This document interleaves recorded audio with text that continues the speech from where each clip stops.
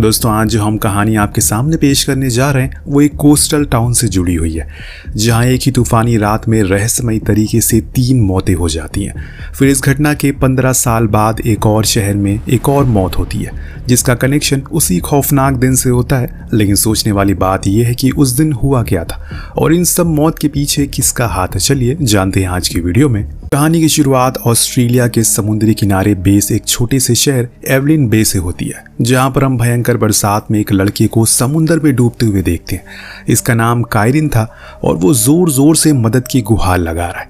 तभी उसे वहां बचाने के लिए उसका भाई फिन और जिगरी दोस्त टोबी बोट से आते हुए दिखाई देते हैं। उन्हें देखकर कायरिन राहत की सांस लेता है, लेकिन बदकिस्मती से जैसे ही वो उसके नजदीक आते हैं, समुद्र में आया जोरदार तूफान उनकी बोट को अपने साथ बहा ले जाता है, जिसके चलते इस दर्दनाक हादसे में टोबी और फिन दोनों की मौत हो जाती है। लेकिन हैरत की बात यह थी कि कायरिन किसी चमत्कार की तरह बच निकला। हालांकि एवलिन बे जैसी खूबसूरत जगह पर यह अकेली ऐसी घटना नहीं है। उस रोज इन दोनों नौजवानों के अलावा भी ग्यापी बिच नाम की एक लड़की भी बिना कोई सुराग छोड़े तूफान के भीड़ चढ़ गई, जिसके यूं गायब होने के पीछे का रहस्य अभी तक इस सुंदर से शहर के ऊपर कलंक बना पड़ा है। देखते ही देखते 15 साल बीत जाते हैं। हम कायरिन को अपनी पत्नी मिया और बेटी ऑड्री के साथ दोबारा से इस शहर में आते हुए देखते हैं। उन्हें रिसीव करने के लिए उसकी माँ वैरेटी आई हुई है। रास्ते में माँ वैरेटी वो बहुत सही समय पर आया है, क्योंकि अगले ही हफ्ते शहर में उसे दुख भरे हादसे को 15 साल बीतने वाले हैं, जिसकी याद में सभी लोग एक बड़ा आयोजन कर रहे हैं। इस बात का जिक्र करते ही कायरिन को वो 15 साल पुराना वाला अतीत याद आने लगता है। आखिर कैसे वो अपनी माँ के मना करने के बावजूद भी समुद्र के किनारे उस विचित्र सुरंग में गया, जिसकी वजह से उसने अपने भाई और अपने जिगरी दोस्त दोनों को गंवा दिया। यहाँ तक कि पिता ब्रायन की याददाश्त भी कमजोर हो चुकी है। वो बेटे कायरिन को देखकर खुश तो होते हैं, लेकिन उसे अपना बेटा फिन समझ बैठते हैं। अब यहाँ कायरिन आ तो गया है, लेकिन जहन में मौजूद वो सभी बातें अभी भी उसे परेशान कर रही हैं। इर्द गिर्द मौजूद हर एक चीज उसको अतीत की याद दिला रही है, और इसीलिए थोड़ा मन बहलाने के लिए बेटी ऑड्री के साथ वो टहलने के लिए बाहर निकलता है। तभी उसकी मुलाकात अपने बचपन के दोस्त ऐश से होती है, जो उसे पूछता है, क्या तुम यहाँ पर एनिवर्सरी के लिए आए हो? कायरिन कहता है कि नहीं, मैं तो अपने पिता को देखने आया हूँ। इस बीच उनकी तबीयत कुछ ज़्यादा ही खराब है। आगे ऐश उसे बताता है कि टोबी के पिता जूलियन ने हाल में ही एक क्लब हाउस खोला है, जिसका नाम भी फिन और टोबी है। यहाँ तक कि अगले हफ्ते उनकी श्रद्धांजलि समारोह भी होने वाली है, मगर कायरिन को नहीं लगता कि उसे वहाँ देखकर कोई खुश होगा। हमें ब्रॉन्टी से रूबरू कराया जाता है, जो एक रिसर्च स्कॉलर थी और यहाँ ग्रैबी का यूं लापता होने के पीछे सारी कहानी जानने के लिए आई थी। अब जो कि ग्रैबी की बहन ओलिविया उसकी माँ ट्रिस के साथ रहा करती है। शाम को मिया और कायरिन अपने सभी दोस्तों से मिलने क्लब में जाते हैं, जहाँ उनकी मुलाकात टोबी के भाई और अपने अजीज दोस्त सीन से होती है। यहीं पर ग्रैबी की बहन ओलिविया भी मौजूद थी, जो कि ऐश की गर्लफ्रेंड है। बोले यहाँ पर बहुत सारे कैरेक्टर हैं, तो शायद आप उनमें कंफ्यूज हो जाए, तो थोड़ा ध्यान से कैरेक्टर को समझिएगा। कहानी पर आते हैं। वहीं ब्रॉन्टी को जब ये बात पता चलती है कि मिया ग्रैबी की सबसे अच्छी दोस्त थी, तो वो उस हादसे के बारे में सवाल जवाब करने की कोशिश करती है कि तभी वहाँ टोबी का बेटा लियाम आ जाता है, और वो आज भी अपने पिता की मौत का जिम्मेदार कायरिन को ही समझता है। वो गुस्से में कायरिन के ऊपर बियर फेंक देता है और देखते ही देखते वहाँ का माहौल बिगड़ जाता है। इसके कारण कायरिन मिया के साथ वहाँ से जाना ही बेहतर समझता है। शायद यही वजह थी कि वो यहाँ कभी वापस आना ही नहीं चाहते थे, क्योंकि ये शहर कभी भी उसे ये बात भूलने नहीं देगा कि आखिर कितनी मुश्किल से वो अपनी ज़िंदगी में आगे बढ़ा था। परंतु अब दोबारा से वो कड़वी यादें उसकी नींद चैन छीन कर बैठ रही हैं। रात में बेटी ऑड्री के रोने की वजह से उसकी नींद खुलती है, और तभी नज़र बाहर बालकनी पर जाती है। घर के सामने एक गाड़ी खड़ी होती है, जिसमें से उसके पिता ब्रायन निकलते हैं, मगर वो इतनी रात में कहाँ गए थे, ये सोचने वाली बात थी। सुबह जब उसकी आंख खुलती है तो उसे बीच पर ब्रूंटे की मौत की खबर मिलती है। वह एक और मौत, जिससे थोड़ी ही दूर पर बैठी ओलिविया काफ़ी डरी हुई थी। वो उसे तब तक संभालता है जब तक ऐश नहीं आ जाता। अब यहाँ हमें मालूम पड़ता है कि इस केस की इन्वेस्टिगेशन का जिम्मा डिटेक्टिव पेंडल और उसके साथी क्रिस रेन को दिया गया है, जिसके बाद दोनों मिलकर बारी बारी उन सभी लोगों से पूछताछ का सिलसिला शुरू करती है। पिछली रात 8 बजे से 11 बजे तक जब ये पब में थे, इस दौरान कायरिन उन्हें बताता है कि उसे एक तेज रफ्तार गाड़ी दिखी, मगर वो किसकी थी उसे पता नहीं। कायरिन और बाकी लोगों के बयान के आधार पर पुलिस का शक टैबी के बेटे लियाम पर पुख्ता हो जाता है, जब उसकी गाड़ी ब्रूंटे के घर के बगल में मिलती है। इससे बड़ी हैरत की बात यह थी कि जब से उसे ब्रूंटे की मौत की खबर मिली है, वो घर छोड़कर भाग चुका है। ये सारी चीजें उसी की ओर इशारा करती है। सीन उसे ढूंढते हुए कायरिन के घर आता है, जहां हमें मालूम पड़ता है कि कायरिन की गैर मौजूदगी में लियाम उसी के यहाँ रहा करता था। अब लियाम और उसकी माँ वैरिटी दोनों एक दोस्त बन चुके थे और ये बात कायरिन को बेहद खटकती है। तो वैरिटी उसे फटकार लगाते हुए कहती है कि हाँ, मैंने उसे यहाँ पर रखा था। उस रोज उसने न केवल अपने पिता को खोया बल्कि मैंने अपने बेटे को भी। पर इन सब से तुम्हें क्या, तुम तो जल्दी से यहाँ से सिडनी भाग गए। ये बात उसे बेहद बुरी लगती है, लेकिन फिर भी अपनी माँ की जगह खुद लियाम को ढूंढने के लिए वो निकल पड़ता है और थोड़ी ही देर बाद उन लोगों को वो आखिरकार मिल भी जाता है। वहीं दूसरी तरफ कायरिन को लगता है कि इसके पीछे कहीं उसके पिता ब्रायन तो नहीं है, क्योंकि बीती रात जब ये हादसा हुआ तो वो घर से बाहर थे। अब जूलियन ने भी उस रात 1 बजे बाहर टहलते देखा था, परंतु अभी तक उनसे कोई पूछताछ नहीं हुई। अब कहानी यहाँ से कुछ देर के लिए फ्लैशबैक में जाती है। हमें मालूम पड़ता है कि गैबी और मिया एक समय पक्के दोस्त हुआ करते थे। गैबी को कैरन बेहद पसंद था और वो उसे शादी करना चाहती थी, लेकिन जब अपनी बहन ओलिविया को उसके करीब देखती है तो बेहद दुखी होती है। जिसके बाद कहानी प्रेजेंट में आती है और हमें कायरिन मिया को अपना बयान बदलते हुए कहता है, क्योंकि लियाम की गाड़ी का रंग उसी ने पुलिस को बताया था, जिसकी वजह से ब्रॉन्टी की मौत के पीछे अभी तक पुलिस को उसी का हाथ लग रहा था। मगर कायरिन नहीं चाहता कि उन लोगों की वजह से जूलियन और उनके परिवार के बीच में कोई मतभेद हो। वो तो बस यहाँ पर कुछ दिन अपने पिता के साथ गुजारना चाहता था। इन सब मामलों में वो नहीं पड़ना चाहता।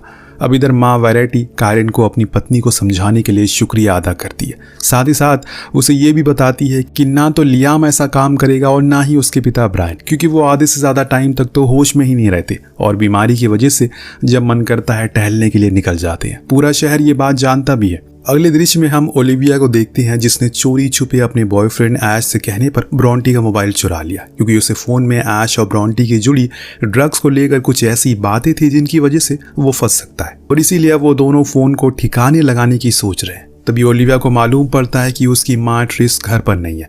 वो उन्हें ढूंढने में लग जाती है, इस बात से अनजान कि आज वो मिया से मिलने गई हुई है।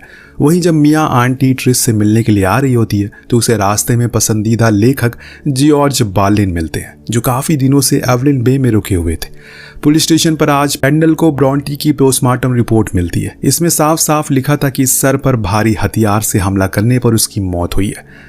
अब ये तो पुष्टि हो चुकी है कि उसका मर्डर हुआ है, जिसके बाद उसके कपड़े भी फाड़े गए। लेकिन हैरानी की बात ये थी कि ना तो उसके साथ बलात्कार हुआ है और ना ही वो समुंदर के किनारे मारी गई, मगर हत्यारे ने उसे मारने के बाद समुंदर के किनारे जरूर फेंक दिया था। साथ ही साथ पुलिस को ब्रॉन्टी के शरीर पर किसी व्यक्ति के बाल भी मिलते हैं, जिससे उन्हें इतना अंदाजा हो चुका था कि उसकी मौत के पीछे एक मर्द का हाथ है। इसके बाद हम मिया और ट्रिस को एक साथ उसी जगह पर देखते हैं जहां पर गैबी आखिरी बार घूमने गई थी। यहाँ पर ट्रिस मिया के सामने पानी में एक बैग फेंकती है। उससे कहती है कि पिछले 15 सालों में इस जगह पर मैं तकरीबन सैकड़ों बैग फेंक चुकी हूँ, लेकिन उनमें से एक भी लहरों में उलझकर किनारे पर नहीं आया। तो फिर आखिर गैबी जिस दिन लापता हुई उसका बैग पुलिस को किनारे कैसे मिल गया? ये मुमकिन कैसे हो सकता है? वो चीख चीख कर कहती है कि मैंने पुलिस वालों को समझाने की लाख कोशिश की, मगर उन्होंने मेरी एक नहीं सुनी।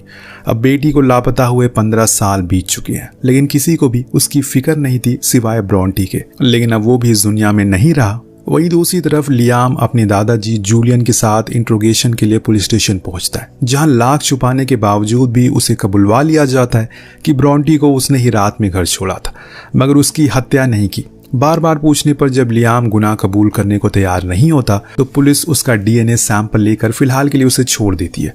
इस बीच वैरिटी को सोशल मीडिया पर एक अजनबी की पोस्ट मिलती है, जिसमें ब्रायन के ऊपर उंगली उठाते हुए पुलिस से पूछताछ करने की आवाज़ उठाई गई थी। ये देखकर उन्हें लगता है कि ज़रूर ये काम जूलियन का है और दोनों माँ बेटे उसकी पोस्ट डिलीट करने को कहते हैं, मगर जूलियन उन्हें बताता है कि ये उसका काम नहीं है। इस बीच वहाँ कायरिन को देखकर पिछले 15 साल की भड़ास भी वो निकाल देता है कि कैसे उसकी बेवकूफ़ी की वजह से उसने अपने बेटी को खो दिया, मगर कायरिन एक शब्द भी नहीं कहता, क्योंकि कहीं ना कहीं उसे भी अपनी गलती का एहसास था, जो लाख मना करने के बावजूद भी वो खतरनाक गुफा में क्यों गया। एक तरफ जहाँ कायरिन अपनी बचकानी हरकत के लिए अभी तक शर्मिंदा महसूस कर रहा था, तो वहीं ट्रिस किसी भी कीमत पर यह मानने को तैयार नहीं थी कि उसकी बेटी अब इस दुनिया में नहीं है। घर पर ओलिविया अपनी माँ को एक बार फिर से गैबी के बारे में बात करते देखती है तो गुस्से से लाल पीली हो जाती है। उसे घर में गैबी का जिक्र बिल्कुल भी पसंद नहीं था, क्योंकि इससे उसकी माँ की मानसिक हालत खराब होती जाती है।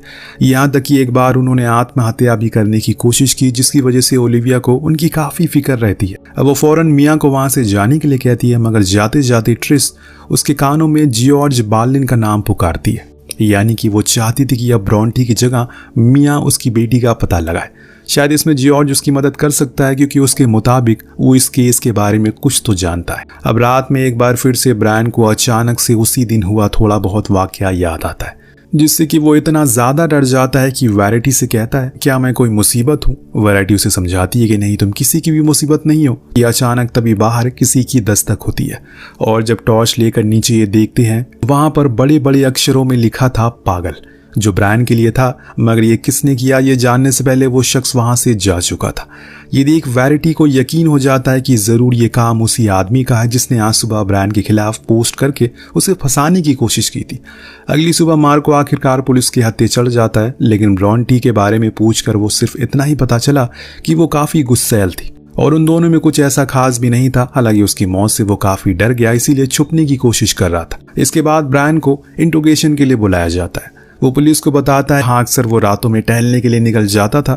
थोड़ा दिमाग पर अधिक जोर डालने पर उसे याद आता है कि उस रात उसे बीच पर एक रोशनी दिखी थी, मगर वो किसकी लाइट थी? टॉर्च की थी या फिर किसी और चीज की? ब्रायन बताने में नाकामयाब रहता है। थोड़ा और जोर डालने पर उसकी तबीयत बिगड़ने लगती है और गैबी को लापता होने का जिक्र करने लगता है। फिर अपने बेटे फिन की मौत का दुख मनाने लगता है, जिसे वैराइटी और कैरन उसे घर लेकर आ जाते हैं। इस दौरान जब डिटेक्टिव पेंडल और गैबी से जुड़ी जानकारी इकट्ठा करती हैं तो उन्हें मालूम पड़ता कि ब्रायन ही अकेला वो शख्स था जिसने गैबी को आखिरी बार देखा था और उस वक्त केस का इन्वेस्टिगेशन कर रहे जियोफ ब्रायन का अच्छा दोस्त भी था। और तभी जांच पड़ताल के लिए पुलिस स्टेशन पर ब्रॉन्टी के माता पिता आ जाते हैं, जिनसे डिटेक्टिव पेंडल को एक कमाल की जानकारी हाथ लगती है कि मार्को और ब्रॉन्टी कभी रिलेशनशिप में हुआ करते थे, लेकिन मार्को की सन की स्वभाव की वजह से दोनों अलग हो गए। परंतु फिर भी मार्को नहीं माना और वो उसका पीछा करता है। तो अब यहाँ पर पुलिस का शक मार्को पर और गहरा हो जाता है। वहीं दूसरी तरफ आज ब्रायन से मिलने उसका दोस्त जियोफ आता है।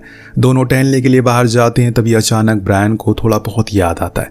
जिस रोज गैबी उसे आखिरी बार देखी थी, वो उसकी बेटी कायरन को ढूंढ रही थी। ब्रायन की बिगड़ती हालत को देखकर जियोफ उसे वापस घर ले आता है और वहीं दूसरी तरफ कायरन माँ वैराइटी, लियाम और सियान के साथ समुद्र के बीच बीच स्नॉर्किंग करने के लिए जाती है। जैसे ही पानी में वो उतरता है, एक बार फिर से उसे 15 साल पुराना का वाकया याद आता है। कैसे उसकी खुद की माँ ने फिन और टोबी की मौत का जिम्मेदार उसे ठहराया और न जाने क्या क्या बका था। और ये सोचकर अचानक कायरन का दम घुटने लगता और वो बोट पर वापस आ जाता है। लियाम उसकी ऐसी हालत को देखकर हंसने लगता है, तो कायरन को लगता है कि जरूर उसी ने उसके टैंक से छेड़छाड़ की थी, तभी उसे सांस लेने में इतनी तकलीफ हो रही थी। अब बात बेहद बिगड़ जाती है, यहाँ तक माँ वैराइटी से भी कहाँ सुनी हो जाती है और दोनों घर आ जाते हैं। इस बीच पुलिस को मालूम पड़ता है कि मार्को शहर छोड़कर अर्जेंटीना जा चुका है और वो एयरपोर्ट तक पहुंच चुका है, लेकिन उसके खिलाफ कोई सबूत ना होने पर पुलिस उसके पीछे 2 आदमी को लगा देती है। और तब तक इधर लैब में रिपोर्ट आ जाती है। साथ ही साथ डिटेक्टिव पेंडल ने आज प्रेस कॉन्फ्रेंस में सभी लोगों को निमंत्रण दिया है और यहाँ वो सबसे गुजारिश करती हैं कि ब्रॉन्टी के केस में अभी उसका कैमरा, लैपटॉप और मोबाइल फोन मिसिंग है, जो कि इस केस की सबसे जरूरी एविडेंस है, जिसे ढूंढने में वो लोग उसकी मदद कर सकते हैं। तभी स्टेज पर ब्रॉन्टी की मां एंडीरा आती है और उन सभी से अपनी बेटी को न्याय दिलाने की भीख मांगती है। ब्रायन ये सब सुनकर थोड़ा परेशान होता है। उसे उस रात की बातें फिर से सताने लगती है, जिसकी वजह से वैराइटी और कैरन उसे घर लेकर आते हैं। इस दौरान पेंडल के पास लैब रिपोर्ट आ चुकी है और उन्हें डीएनए का एक मैच मिलता है, जिसके बाद वो सभी उस इंसान को पकड़ने के लिए निकल पड़ते हैं। लेकिन यहाँ मार्को नहीं होता। लेकिन ये शख्स मार्को नहीं होता, बल्कि ब्रायन होता है। ब्रॉन्टी के मुंह से मिला डीएनए से ब्रायन का सैंपल मैच होता है। इसके बाद वो अपनी पूरी टीम के साथ उसके घर पर तलाशी लेने के लिए पहुंच जाती है, जहां बोट शेड में उन्हें ब्रॉन्टी का कैमरा हाथ लगता है और इस आधार पर ब्रायन को आगे की कार्रवाई के लिए गिरफ्तार कर लिया जाता है। ब्रायन को जेल जाने की वजह से कायरन और वैराइटी काफी परेशान हो जाते हैं। जहां एक तरफ वैराइटी अपने पति को छुड़ाने के लिए वकील की मदद ले रही थी, वहीं कायरन और ओलिविया से पूछताछ होती है। जिस दिन ब्रॉन्टी का खून हुआ, मैंने तुम्हें उसके कमरे में जाते हुए देखा। तुम दोनों के साथ में वो रहती थी। क्या तुम्हें ऐसा पता है जिससे मेरे पिता की मदद हो सके? ओलिविया उसे यहाँ सच बता देती है कि उसके पास ब्रॉन्टी का फोन है, क्योंकि ऐश उसे ड्रग्स बेचा करता था और इस बेवकूफ़ी की वजह से वो फंस सकता है, जिसके कारण मुझे ब्रॉन्टी का फ़ोन चुराना पड़ा। अब यहाँ वो ओलिविया से वो फ़ोन पुलिस को सौंपने के लिए कहता है। हो सकता है कि उसमें कुछ ऐसा सुराग हो जो उनके हाथ लग जाए, जिससे उसके पिता बच जाए, लेकिन ओलिविया ऐसा करने से साफ मना कर देती है। वो खुद को क्यों फंसाना चाहेगी? तो यहाँ पर कायरन उसे कुछ साल पहले का एहसान याद दिलाता है, जिसके लिए ओलिविया हमेशा से उसका शुक्रगुजार होती है। परंतु आज उस एहसान को चुकाने की कीमत ब्रॉन्टी का फ़ोन वापस करना तो बिल्कुल नहीं था। वो ये बात मिया को भी बताता है, फिर ऐश से मिलने के लिए उसके घर चला जाता है, जहाँ सीन भी साथ में होता है। वो उसे विनती करता है कि वो फ़ोन पुलिस को वापस कर दे, मगर ऐश चाह कर भी ऐसा नहीं कर सकता, क्योंकि उसे अच्छे से पता है जैसे ही पुलिस फ़ोन खोलेगी उसका काला चिट्ठा उसके सामने आ जाएगा कि वो इस शहर का सबसे बड़ा हिस्ट्री शीटर है। इस बीच बातों ही बातों में ऐश बताता है कि जॉर्ज बार्लिन एक रेपिस्ट है और उसके ऊपर महिलाओं के साथ छेड़छाड़ के कई आरोप है। क्या पता उसी ने ब्रॉन्टी को मारा है। वो और ब्रॉन्टी एक दूसरे से मिलते भी रहते थे, उनका आपस में कोई ना कोई कनेक्शन जरूर था। ये सुनकर कारिन उससे कहता है कि फिर तो हमें उसका फोन जरूर खोलना चाहिए, उसके खिलाफ कोई एविडेंस मिल ही जाएगा। मगर ऐश अभी भी फोन खोलने को तैयार नहीं था। कारिन उन्हें उस रात किसी भी अजनबी द्वारा लिखे गए उस पागल शब्द और उनके बोट शेड के दरवाजे को ताला तोड़ने का जिक्र करता है। उसे पूरा भरोसा था कि जरूर इस आदमी ने वहां पर ब्रॉन्टी का कैमरा छुपा दिया होगा, जिसकी वजह से उसके पिता फंस चुके हैं। ऐश को लगता है कि ये काम जॉर्ज का है। फिर वो तीनों जॉर्ज के घर पहुंचते हैं सबूत ढूंढने के लिए, और उन्होंने उसे बेहद कम दाम पर जॉर्ज को बेच दिया था। हालांकि इतना कुछ ढूंढने के बावजूद भी उनके हाथ कुछ नहीं लगता, उल्टा जाते जाते जॉर्ज और ऐश की हल्की फुल्की झड़प भी हो जाती। अब अगला दिन आता है। कारिन को परेशान देखकर मिया उसके पास आकर उसे संभालती है। तभी कारिन अपनी जिंदगी का सबसे बड़ा राज खोलती हुए उससे कहता है कि उस रात जब गुफा में तूफान आया तो मैं वहां अकेले नहीं था, बल्कि मेरे साथ वहां पर ओलिविया भी थी। यहाँ तक मैंने कभी टॉबी और भाई फिन को बुलाया नहीं था, उन्हें तो ओलिविया ने बुलाया था। हैरानी की बात यह थी कि 15 साल भी बीत जाने के बावजूद आज तक कारिन ने किसी से भी इस बात का जिक्र नहीं किया, और जो कल वो ओलिविया से एहसान की बात कर रहा था वो बात शायद यही थी। अब ये बात सुनकर मिया थोड़ा सा दुखी होती है, क्योंकि आज तक उसने ये बात उससे भी छुपा कर रखी। और इसके बाद वो गैबी के बारे में जानने के लिए जॉर्ज से मिलने के लिए चली जाती है। जॉर्ज उसे बताता है कि ब्रॉन्टी ब्रायन और वैरेटी को बिल्कुल भी पसंद नहीं करता। साथ ही साथ जॉर्ज उसकी कुछ जरूरी चीजें भी दिखाता है, जैसे कि फोटोग्राफ जो उसने शहर में रहकर खींची थी। अब ग्रैबी को कुछ सामान जिसे त्रिश ने उसे दिया था, जिसे देखकर मिया थोड़ी हैरान जरूर होती है और पूछती है कि आखिर आपने ये सब पुलिस को क्यों नहीं दिया। तो जॉर्ज कहता है कि मुझे पुलिस को देने में कोई दिक्कत नहीं थी, लेकिन उससे पहले उसे अपनी किताब खत्म करनी है जो कि इस शहर के रहस्य से जुड़ी हुई है। इस दौरान मिया को ग्रैबी की एक पुरानी तस्वीर मिलती है, जिसे वो याद के तौर पर रख लेती है, लेकिन जैसे ही घर जाकर उन तस्वीरों को अपनी पुरानी तस्वीर से मैच करती है तो एक चौंकाने वाली बात सामने आती है। दरअसल दूसरी तरफ में फिन और टैबी जहाँ थी, ऐसा लग रहा है कि उनके साथ उस रोज गैबी भी मौजूद थी। दूसरी तरफ जेल में जाने से पहले वैरेटी और कारिन को ब्रायन से एक बार मिलवाया जाता है, जहां ब्रायन जाते जाते हाथों से क्रॉस का इशारा करता है। वो कुछ बोल तो नहीं पा रहे थे, लेकिन उनका ये इशारा बेटी कारिन फटाक से भाप लेता है। दरअसल दोस्तों, ब्रायन एक सेफ गार्ड स्पेशलिस्ट थे, साथ ही साथ वो लोगों को डूबने से बचाए भी करते थे, और जो सिग्नल उन्होंने कारिन को दिया था वो कुछ ऐसा ही था। कारिन फौरन समझ जाता है कि उस रात जब उनके पिता टहलने के लिए गए थे, उन्हें ब्रॉन्टी जख्मी हालत में दिखाई दिया होगा, जिसे कातिल ने मारकर पानी में डूबने के लिए छोड़ दिया। मगर वक्त रहते ब्रायन वहां पहुंच गए और उन्होंने उसकी जान बचाने के लिए पानी की लहरों से निकालकर किनारे पर खींचा होगा, और इन्हीं सब में उनका डीएनए उसके मुंह में चला गया। और यही वजह है कि ब्रॉन्टी की लाश लहरों के साथ नहीं बही। कारिन की ये बातें सुनकर उसकी मां के साथ ब्रायन की वकील को भी उम्मीद थी कि इससे वो उन्हें बचा सकते। अब मां वैरेटी बेटे का धन्यवाद करती है और उसे 2 दिन बाद शहर में मेमोरियल डे पर होने वाले और वो चाहती है कि इस मैच में वो अपने भाई फिन की टी शर्ट पहने। अब थोड़े समय बाद हम कारिन को इतने सालों बाद अपने भाई के कमरे में जाते हुए देखते हैं। वो यहाँ उसकी फुटबॉल टी शर्ट लेने आया था कि तभी मिया उसके सामने 2 फोटो पेश करती है, जिसमें एक में गैबी होता है तो दूसरे में फिन और टैबी। ये दोनों फोटो अलग जरूर थी, लेकिन उनका वास्ता एक दूसरे से था, और इसे देखकर साफ साफ समझा जा सकता है कि उस रोज गैबी उन दोनों के साथ थी। मिया जानती है कि ये वक्त सही नहीं है, लेकिन वो चाहती है कि गैबी के बारे में सच्चाई सबके सामने आए, इसीलिए इसका जिक्र गैबी की मां ट्रिश से करती है, और वो ये देखकर हक्का बक्का रह जाती है कि उनकी बेटी दोनों लड़कों को डेट कर रही थी। वो फौरन मिया के साथ उस वक्त गैबी के केस के इन्वेस्टिगेशन कर रहे ब्रायन के दोस्त डिटेक्टिव जियोफ के पास जाती है। ट्रिश को अब ये पक्का यकीन हो गया है कि उसकी बेटी लापता नहीं हुई थी, बल्कि उन लोगों के डर से वो घर छोड़कर भाग गई है। वे जियोफ की इन्वेस्टिगेशन पर उंगली उठाते हुए कहती है कि उसने उन 2 लड़कों को बचाने के चक्कर में गैबी का केस ढीला करके छोड़ दिया, जिस पर जियोफ 15 साल बाद आज एक माँ को उसकी बेटी की असलियत बताते हुए कहता है, हाँ, उस रोज बोट में टैबी फिन के साथ गैबी भी मौजूद थी। छानबीन में उन्हें वहां पर उसका पैक मिला था, जिससे उसे ये समझ आ गया था कि गैबी तूफान में डूब गई है, पर वो नहीं चाहते थे कि जो परिवार पहले से अपने बेटे के दर्द में है उन्हें और दर्द का सामना करना पड़े। इसीलिए उसके बैग को चुपके से समुद्र में फेंक दिया गया, ताकि जिसके आधार पर गैबी के समुद्र में डूबने की आशंका जताकर केस को बंद कर दिया। अब जियोफ इसके लिए ट्रिश से माफी भी मांगता है, लेकिन उसने सब कुछ बस उसकी भलाई के लिए किया। दूसरी तरफ ओलिविया से मिले ब्रॉन्टी के फोन से पुलिस को ऐश और इसके बीच यारानों के बारे में मालूम पड़ता है और इसके अलावा उन्हें यह भी पता चलता है कि उसे ड्रग्स मुहैया करवाया था। डिटेक्टिव पेंडल को लगता है कि हो सकता है कि ऐश ने उस रात उसे मारा हो। ब्रॉन्टी को हमेशा से महसूस होता था कि उसका कोई पीछा कर रहा है और जब उसे मालूम पड़ा ये आदमी ऐश है तो उसने अपने कमरे में उसकी फोटो खींच ली। नतीजा पुलिस के खौफ से हिस्ट्री शीटर रह चुके ऐश ने उसे मारकर अब यहाँ पुलिस को उसे पूछताछ में कुछ खास कामयाबी हाथ नहीं लगती, लेकिन वो उसकी उस रात की लाइव लोकेशन को पता लगाने के लिए फोन जब्त कर लेते और ये गुत्थी अभी भी 2 दिन डिटेक्टिव के लिए माथे पर पसीना बनेगी। कभी उन लोगों को ब्रायन पर शक होता है तो कभी ऐश पर, और इसीलिए वो लोग इस शक को यकीन में बदलने के लिए कमरे में मिली रेत के नमूनों को ऐश के घर की मिट्टी से मैच करने में जुट जाते हैं।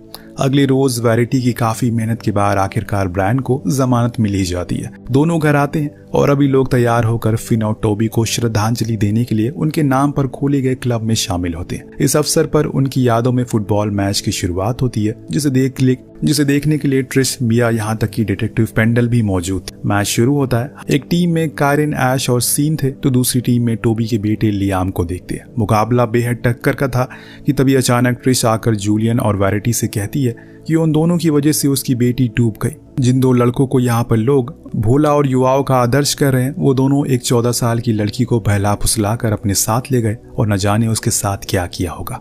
उधर ग्राउंड पर ऐश और सीन आपस में झगड़ पड़ जिसकी वजह से खेल का मैदान युद्ध के मैदान में बदल जाता है। शांति समारोह एक तमाशा का रूप ले लेता है और अब गैबी की मौत के पीछे का राज जंगल में लगी आग की तरह पूरे शहर में फैल जाती है। हर किसी को लग रहा है कि उसकी मौत के पीछे उन्हीं लड़कों का हाथ था, लेकिन ब्रॉन्टी के साथ क्या हुआ, उसका कत्ल किसने किया, अभी भी शहर की कानून व्यवस्था के ऊपर एक भद्दा मजाक बना हुआ है। तभी पुरानी सीसीटीवी को खंगालने पर पुलिस के हाथ एक फुटेज लगती है जिसमें जूलियन ब्रॉन्टी को डांटता फिर रहा है और अगले दिन उसे सफाई के लिए पुलिस स्टेशन बुला लिया जाता है। अब यहाँ जूलियन कहता है कि जब उसे मालूम पड़ा कि ब्रॉन्टी इस शहर में हुई अतीत की घटनाओं के पीछे तफ्तीश कर रहा है तो वो उस पर थोड़ा सा गुस्सा हो जाता है। आखिर खड़े मुर्दे उखाड़ने में क्या ही फायदा। पेंडल कहती है कहीं तुमने उसे इसलिए तो नहीं मार दिया कि उसे गैबी और टैबी के बारे में पता चल गया था ताकि शहर में होने वाले इतने बड़े मेमोरियल में तुम्हारी बदनामी ना हो जाए। जूलियन इस बात को झुठलाता है, लेकिन पेंडल को उसकी बातों पर बिल्कुल भी भरोसा नहीं था। इसीलिए ब्रॉन्टी का लैपटॉप ढूंढने के लिए जूलियन के घर वो वारंट लेकर पहुंच जाती है।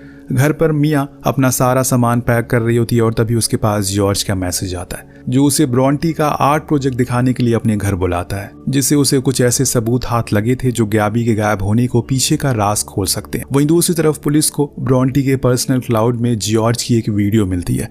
इस वीडियो में उसके द्वारा पहना गया स्वेटर बिल्कुल उसी शख्स से मेल खाता है जो असल में ब्रॉन्टी पर चोरी छुपे नजर रख रहा था।